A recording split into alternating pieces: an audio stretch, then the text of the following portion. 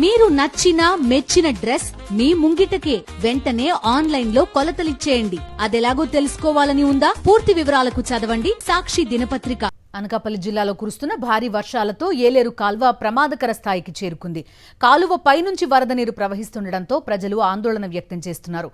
ఇంత జరుగుతున్నా అధికారులు మాత్రం ఇటువైపు కన్నెత్తి చూడలేదంటున్నారు వామపక్ష పార్టీ నేతలు. ఏలూరు కాల్వ పొంగి ప్రవహిస్తే అనకాపల్లికి ప్రమాదం పొంచి ఉందంటున్నారు. మరింత సమాచారం మా ప్రతినిధి నాయుడు అందిస్తారు.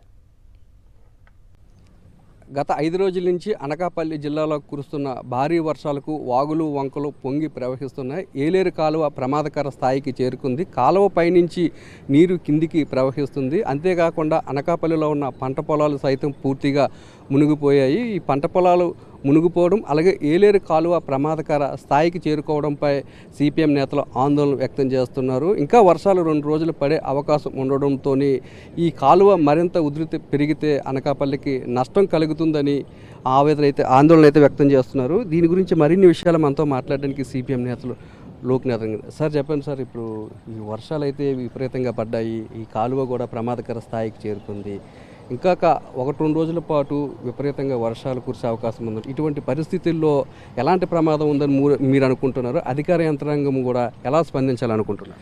ఏలేరు కాలువ చాలా తీవ్ర స్థాయిలో నీళ్లు వెళ్తూ ఉన్నాయి. ఈ నీళ్ళన్నీ ఈ స్టీల్ ప్లాంట్కి వెళ్తాయి. ఇప్పటికే స్టీల్ ప్లాంట్ సంక్షోభంలో ఉంది. ఇప్పుడు కానీ ఇది గండి పడితే 2 రకాల ఇబ్బంది. ఒకటి, ఈ చుట్టుపక్కల ప్రాంతాలకు సంబంధించిన పంటలు ఏవైతే పండించారో పంటలన్నీ ఇప్పటికే పాడైపోయాయి.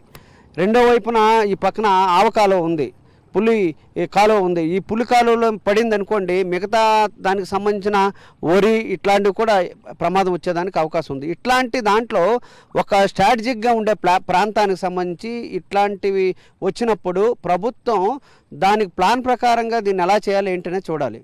ఇటీవల కాలంలో ఈ ప్రాంతానికి సంబంధించి బొజ్జనకొండ మేమంతా అటు తిరిగాం. బొజ్జనకొండ ప్రాంతంలో ఉండే ఎవరైతే రైతులు ఉన్నారో రైతులకి కనీసం పంట కూడా కనిపించట్లేదు. పూర్తిగా దాని కుళ్ళిపోతున్నాయి ఆ పంటలకు సంబంధించి. రెండో వైపున ఏలేరు కాలువకు సంబంధించిన దాంట్లో కూడా మేము మొట్టమొదటి చెప్తున్నాం, ఏలేరు కాలువ ఒక సుదీర్ఘ కాలం పాటు ఇది నిర్మించిన కాలువ.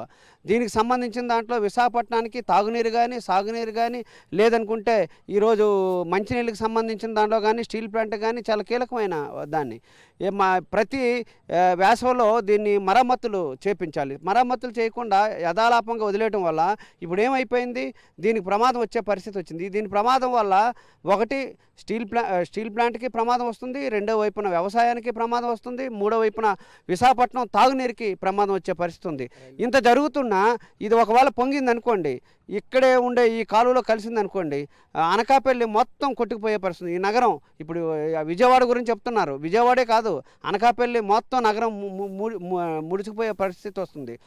మేము ఇందాకే అధికారుల దృష్టికి వెళ్ళి ఆర్డీఓ దృష్టికి కూడా మేము తీసుకెళ్ళడం జరిగింది. ఇక్కడ గొడవ కూడా పెట్టారు, రైతులందరూ కూడా వచ్చారు ఇందాక. అయితే మేము వచ్చామని చెప్పి అప్పుడు ఒక మామూలు ఆయన పంపించారు, ఏవి కూడా రాలేదు. వచ్చిన తర్వాత మేము ఇక్కడ ఇసుక బస్తాలు వేస్తాం ఇవన్నీ మొత్తం చేస్తామని చెప్పారు. కానీ ఇప్పుడు వచ్చి చెప్పలేదు, ఇప్పుడు వచ్చి ఎటువంటి చర్యలు చేపట్టలేదు.